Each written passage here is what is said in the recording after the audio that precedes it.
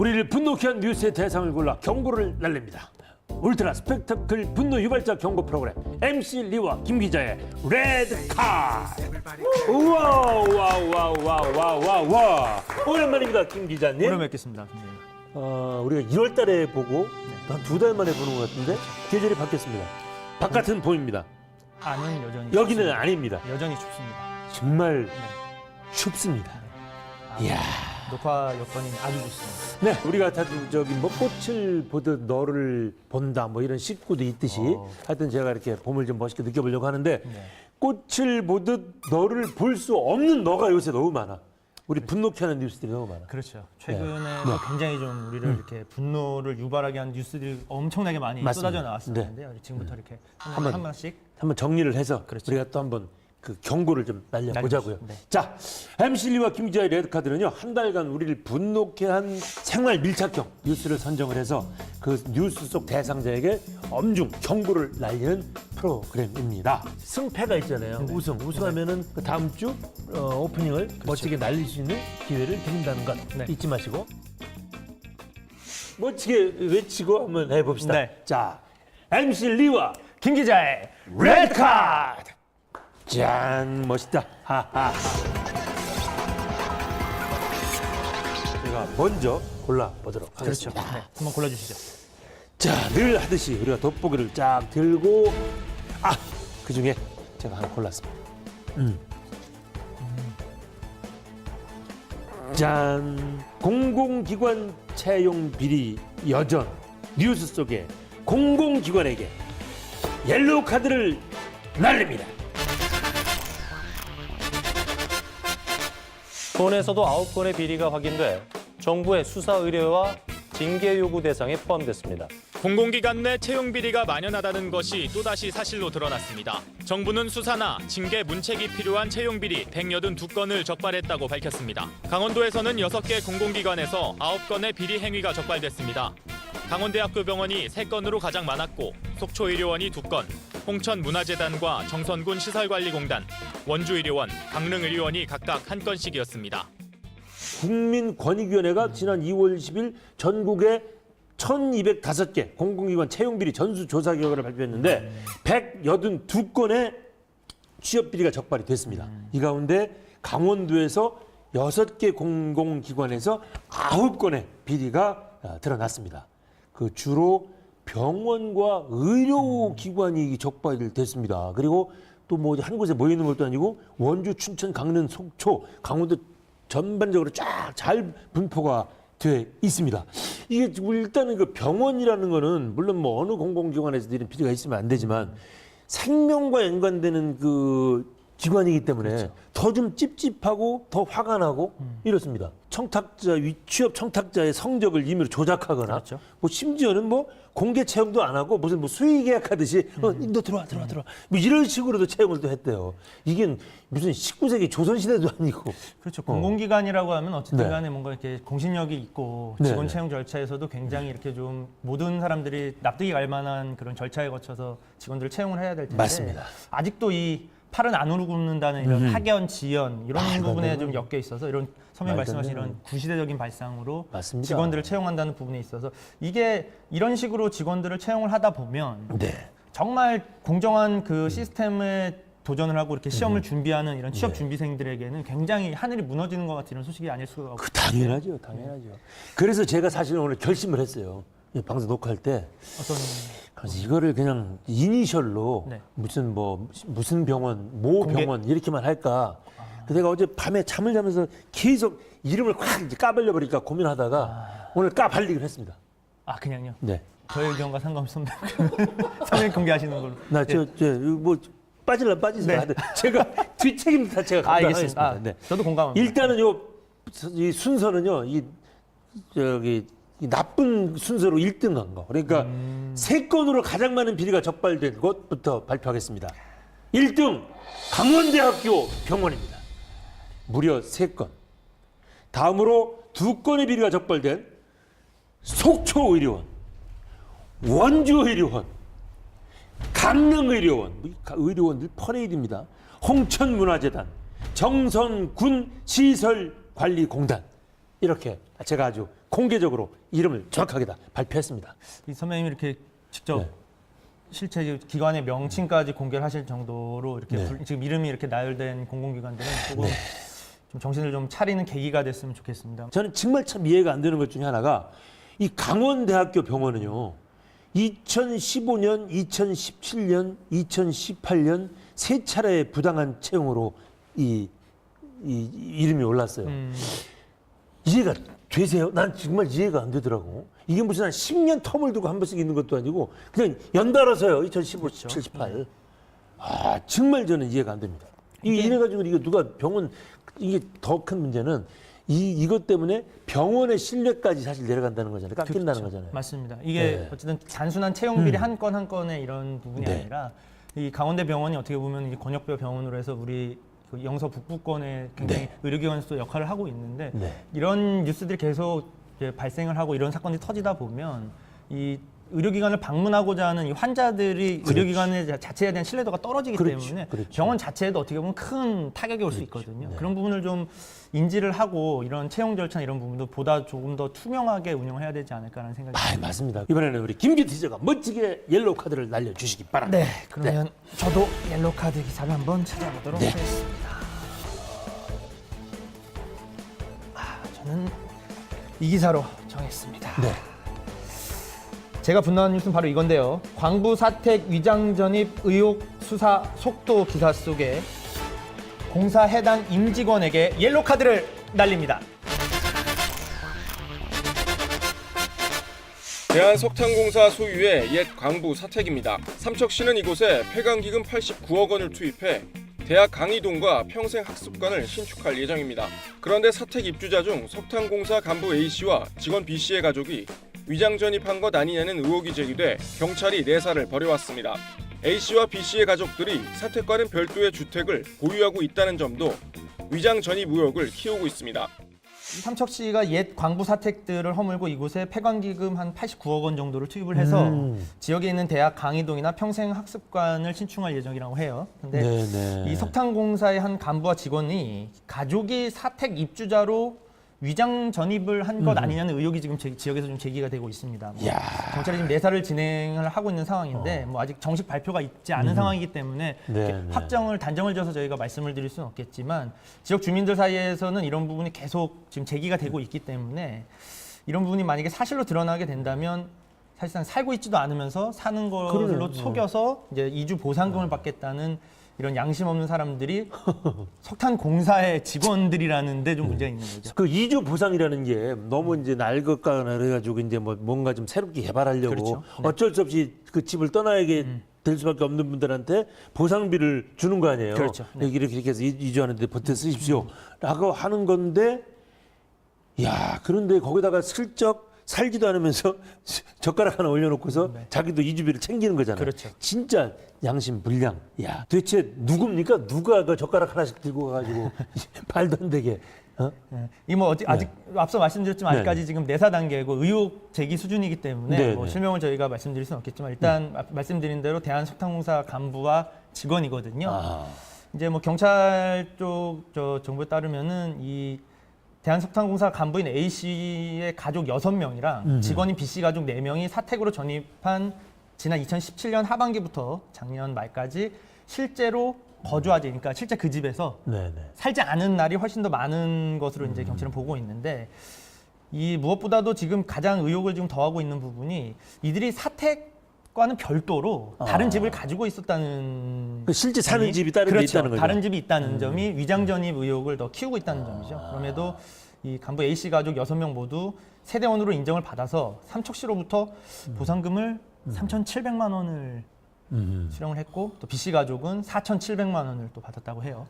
그러니까 뭐 경찰이 이제 이런 부분에 대해서 지역에서 계속 의혹이 제기가 되고 있다 보니까 이제 수사에 착수를 하게 이제 수사를 조만간 이제 내사를 끝내고 수사에 아마 착수하지 않을까라는 생각이 드는데 이런 부분에 대해서는 뭐 경찰 뭐 지역에서 워낙 지금 이 부분에 대해서 지금 논란이 있기 때문에 네. 경찰에서도 조속하게 이런 부분에 좀 수사를 청구적으로 진행을 해야 되지 않을까 싶습니다. 아니 어떻게 보면 저기 어느 지역에 개발할 겁니다라고 하면은 사실 가건물 하나 져가지고 이렇게 또 보상비 받는 수법하고 비슷하네요. 그렇죠. 밀어서 나무 심어놓고. 그렇지. 네. 살지도 않으면서 이런 거 정말 철저히 수사해야 됩니다.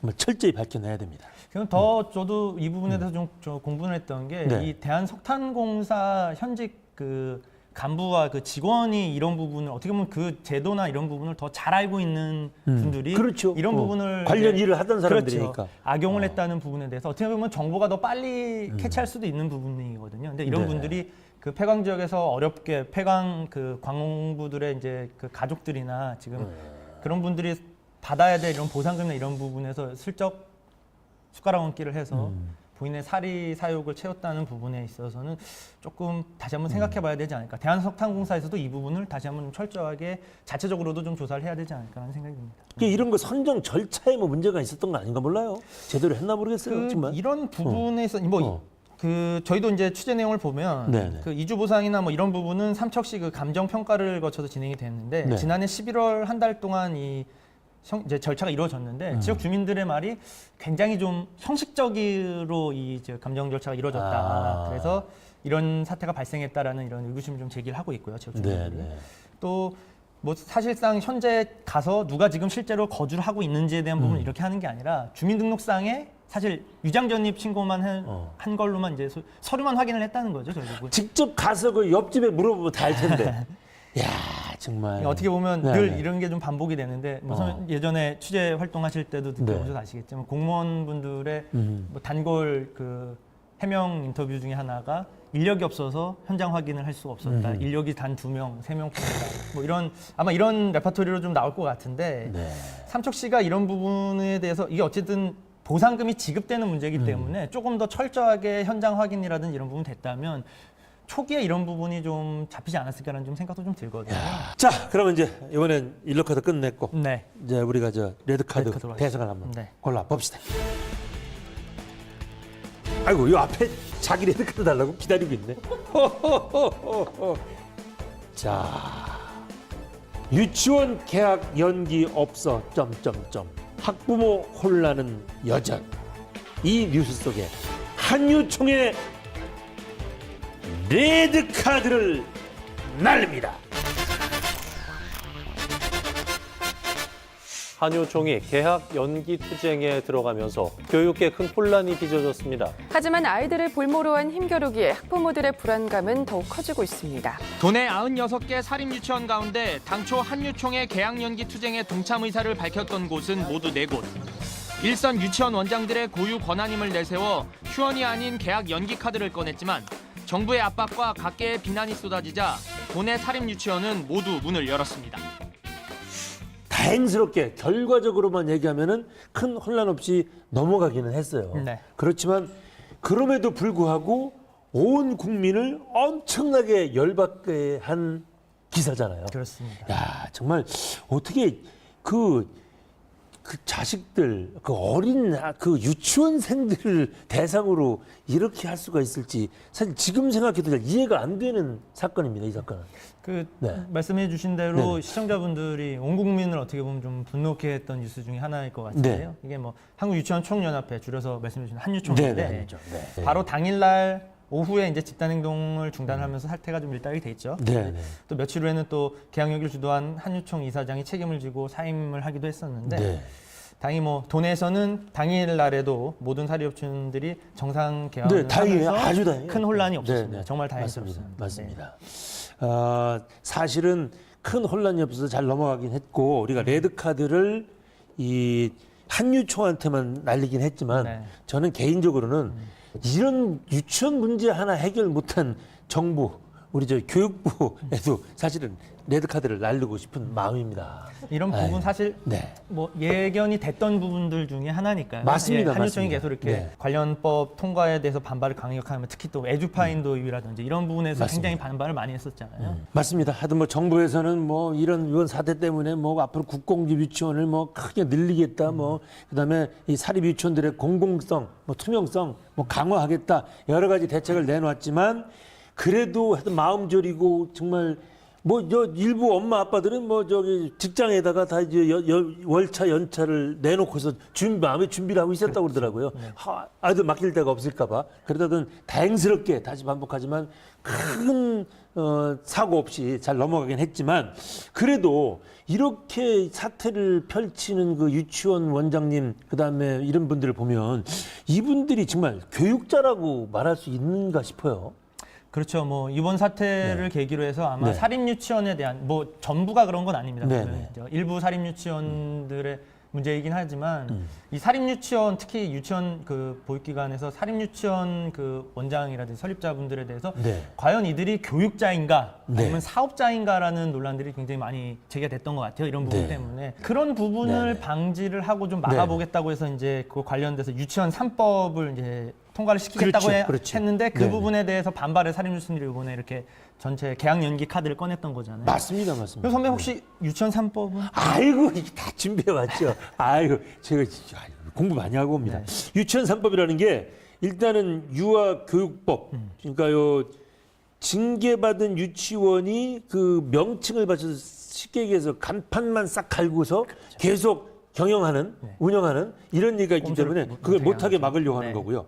그다음에 또 이 회계에 그 투명하게 하기 위해서 에듀파인이라는 것, 요거를 꼭 반드시 도입해서 의무화하도록 하는 그런 법안이고요.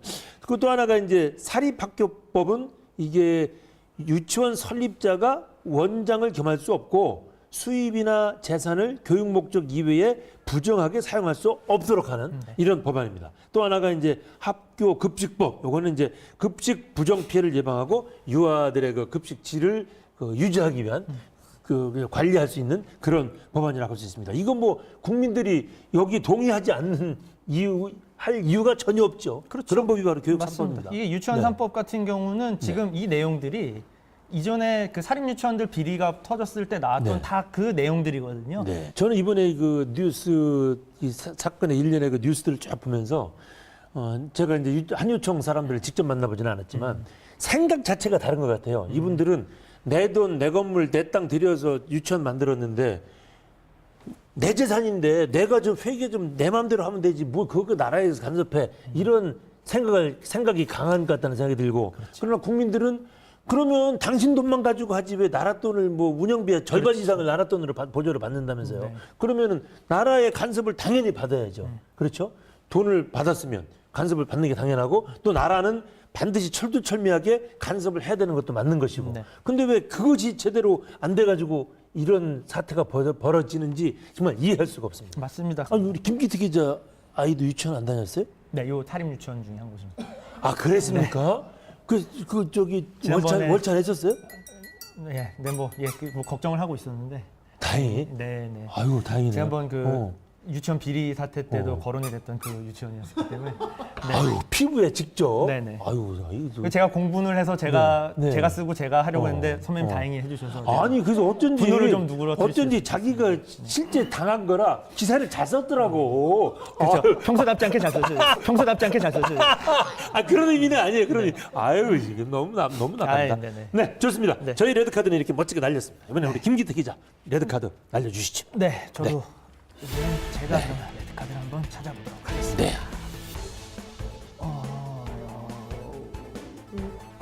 저도 여기 있습니다. 아 네.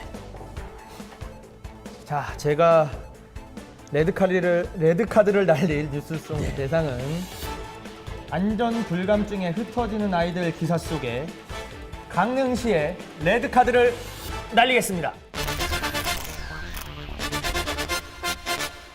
최근 강릉의 한 공립 어린이집 건물이 안전 진단 결과 붕괴 위험 수준인 것으로 나왔습니다. 하지만 건물 소유주인 강릉시는 이후 땜질식 처방만 해왔고 결국 건물이 붕괴 위험 수준인 2등급으로 나왔습니다. 강릉시는 안전을 이유로 올해 연말까지 어린이집 위탁을 해지하고 폐원하기로 결정했습니다. 어른들의 안전 불감증에 결국 애꿎은 76명의 아이들만 뿔뿔이 흩어져야 할 처지에 놓였습니다.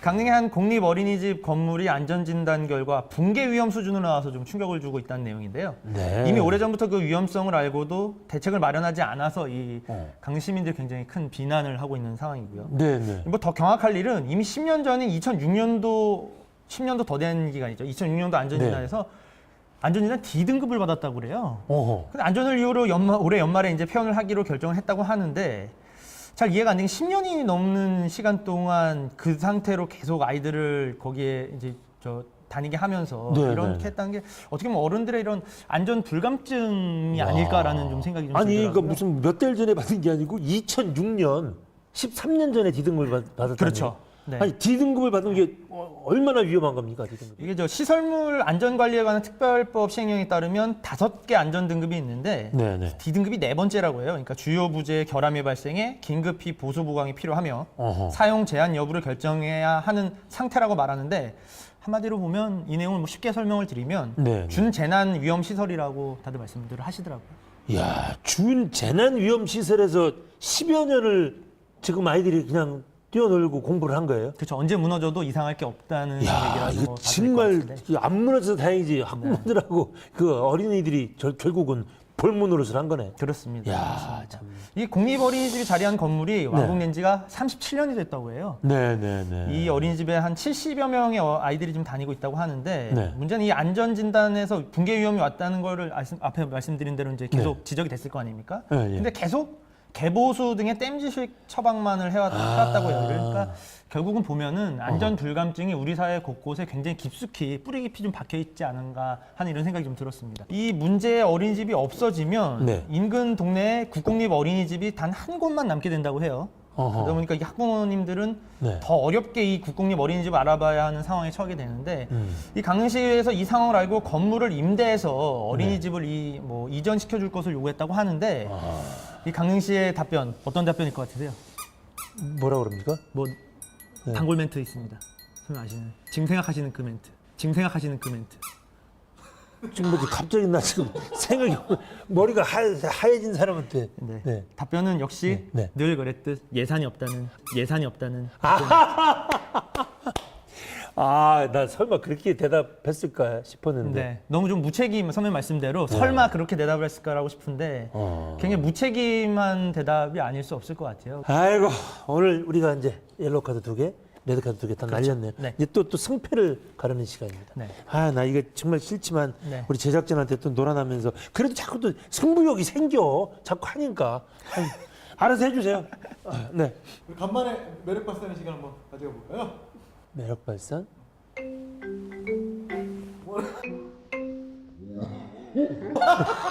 아, 나 한번 해봤어. 아이씨. 뭐 하셨죠? 나 못 봤네? 순식간에 워낙 순식간이라. 요요. 나 한번 해봤어. 와. 네, 아, 저는 제작진의 선택을 믿습니다. 뭐야?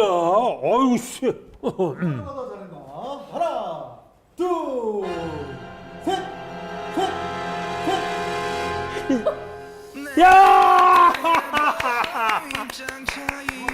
왜 좋아하는 거야? 선배님, 내가 이겼는데? 그럼요, 오프닝. 제가 늘 말씀드렸듯이 오프닝 벌칙이기 때문에 저에게는. 아, 선배님 그런 거야? 들어봤습니다. 그러면 내가 이긴 것이 자기는 아니죠. 나 안 이기려고. 아니, 전 너무 슬픕니다. 그래도 한 표 차이로 아깝게 졌는데. 아, 그런 표정을 줘줘. 아, 너무 억울합니다. 제가 다음에 꼭 열심히 해서 제가 오프닝의 기회를 찾을 수 있도록. 그래, 그렇게 해야지. 조금 더 나도. 열심히 하겠습니다. 그래야 내가 기분이 좋지. 그래야 나 매력 발산도 밤새도록 연구했는데 네. 어떻게 할까? 맨날 이거 하고 그러면 또 한마디 듣잖아. 그래서 좀 요염하게 한번 해봤어. 자, 좋습니다. 오늘 이렇게 해서 레드 카드 오늘 여기까지 마치기로 하고요. 우리 한번 또 멋지게 외치고 다음 시간을 기약합시다. MC를 리와 김 기자의 레드 카드 짠! 와!